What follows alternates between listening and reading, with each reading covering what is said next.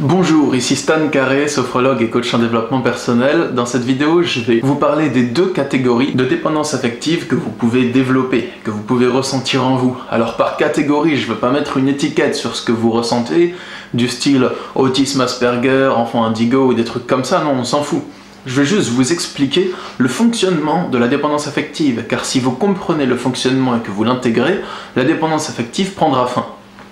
La première sorte de dépendance affective, c'est donc quand vous êtes attaché à une personne. Vous ne voulez pas la quitter, vous ne voulez pas qu'elle vous quitte, vous êtes tout le temps en stress, en angoisse, en vous demandant comment est-ce qu'elle va se comporter avec moi, est-ce qu'elle m'aime encore, est-ce que je lui manque, est-ce qu'elle pense à moi, et ça devient un sujet d'obsession. C'est pas genre vous y pensez de temps en temps et ça vous fait plaisir d'y penser, c'est un sujet obsessionnel qui vous angoisse, qui vous stresse, qui vous ronge de l'intérieur.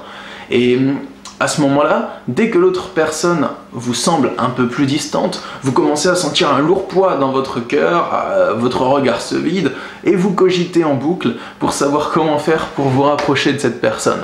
Et ça, on va pas se le cacher, c'est quelque chose qui est pas agréable à ressentir quand on l'éprouve en soi, quand on est soi-même dépendant affectif.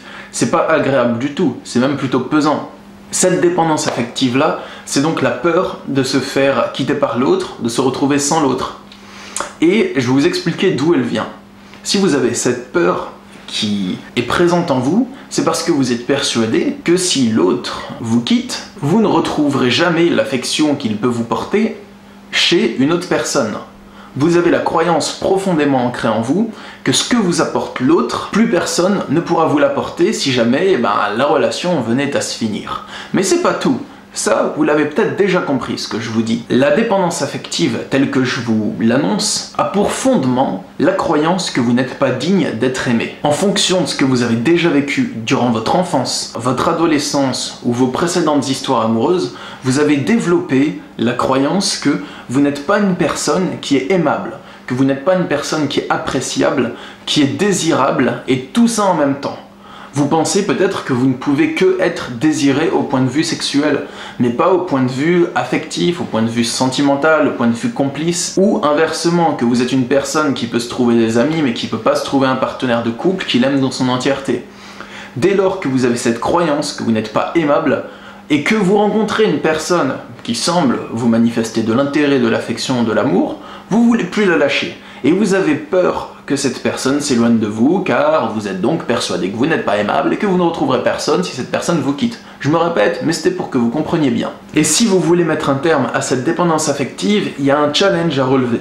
Ce challenge, c'est d'arriver à s'aimer soi, au moins à trouver qu'on est bien tel qu'on est, que ce qu'on fait c'est bien, qu'on est une personne belle, une personne pleine d'amour et digne d'être aimée. Si vous arrivez à vous aimer vous-même, à vous aimer vraiment vous-même, vous verrez que ce que vous êtes, c'est aimable, et que les autres peuvent éprouver de l'amour pour vous et vous n'aurez plus peur, vous ne serez plus dépendant d'une personne précise. Bien, passons maintenant à la deuxième forme de dépendance affective que vous pouvez développer. Ça n'a rien à voir avec ce que je vous ai dit précédemment, c'est quelque chose de totalement opposé.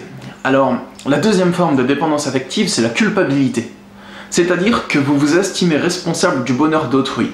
Vous croyez que la personne qui partage votre vie, pas forcément toutes les personnes que vous croisez, mais la personne ou les personnes qui partagent votre vie, dès qu'elles vous manifestent le fait qu'elles sont mécontentes, qu'elles sont en colère, frustrées ou qu'elles boudent, et qu'elles vous font comprendre que c'est à cause de vous, eh bien vous vous sentez coupable. Ça vient de votre enfance encore une fois, avec vos parents qui vous ont dit ou montré que c'était à vous de réguler leur état émotionnel. C'est des parents qui vous ont montré qu'ils n'arrivaient pas à gérer leurs émotions, donc leur colère, leur tristesse, leurs angoisses par eux-mêmes, et qui vous ont sursollicité pour que vous soyez leur confident, leur conseiller, leur psychologue, leur sophrologue, et que vous arriviez à les aider à gérer leur état émotionnel. Donc ils vous ont surresponsabilisé, et ça, ce tempérament, il est resté ancré en vous, et donc vous vous sentez inconsciemment responsable de l'état émotionnel d'autrui. S'il est heureux, s'il est content en votre présence, vous êtes content aussi, et vous êtes satisfait, vous pouvez vous détendre. Mais dès lors que vous vous détendez, que vous êtes de nouveau joyeux, insouciant ou spontané, et que vous agissez sans porter attention à la façon dont l'autre va réagir, eh bien, vous pouvez rencontrer des obstacles. Par exemple, vous êtes spontané et joyeux, la personne qui est à côté de vous se sent mal à l'aise et elle se referme sur elle-même, elle vous montre que c'est de votre faute si elle se sent mal à l'aise. À ce moment-là, vous développez de la culpabilité. Et vous n'avez de cesse que d'essayer de satisfaire les états émotionnels d'autrui et de les monter en positif. Mais pour ça, vous vous abaissez. Vous vous rongez de l'intérieur, vous vous empêchez d'être qui vous êtes, vous vous empêchez de déployer votre potentiel et de vous réaliser personnellement. Et cette dépendance affective, elle fait autant de mal que la première. Vous pouvez peut-être même avoir les deux types de dépendance affective. Vous pouvez être attaché à une personne, avoir très peur de la perdre, et avoir une peur qui vous ronge à l'intérieur nuit et jour de la perdre, et aussi avoir de la culpabilité qui vous écrase. Le poids de la culpabilité, il vous écrase. Il vous empêche d'être libre, il vous empêche d'être spontané. Du coup, pour résoudre le challenge de la culpabilité, il va falloir arriver à prendre note de vos émotions.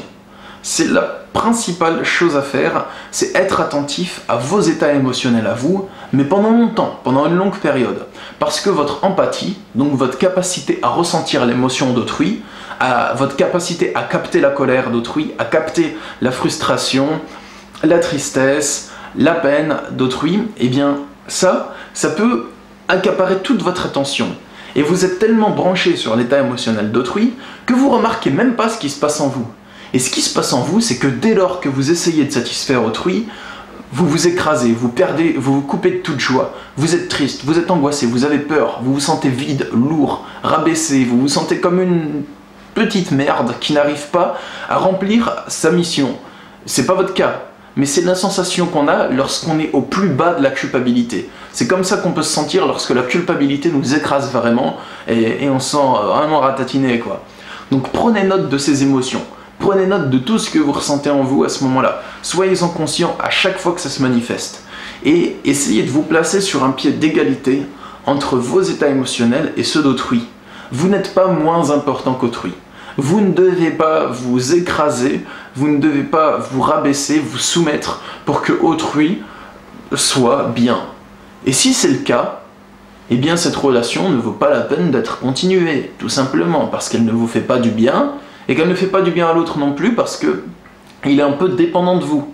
Parce que l'autre est dépendant du fait, enfin de votre réaction pour se sentir bien. Donc c'est donnant-donnant, c'est mutuel, c'est pas forcément, enfin c'est pas bénéfique du tout pour les deux personnes qui sont prises dans ce type de relation-là. Voilà tout pour cette vidéo sur la dépendance affective. Si vous voulez que je fasse plus de vidéos sur le sujet de la dépendance affective, comment s'en sortir, quelle est son origine, quelle est sa cause, comment ça fonctionne, eh bien dites-le moi en commentaire et je vous en ferai d'autres parce que c'est un sujet sur lequel je suis bien calé, comme j'ai réussi à transcender tout ça et comme en coaching j'accompagne des gens à se défaire de tout ça, donc voilà. Si la vidéo vous a plu, vous pouvez vous abonner à ma chaîne, regarder mes précédentes vidéos sur des sujets similaires et vous pouvez aussi me contacter sur mon site internet masophrologie.fr, il y a le lien dans la description.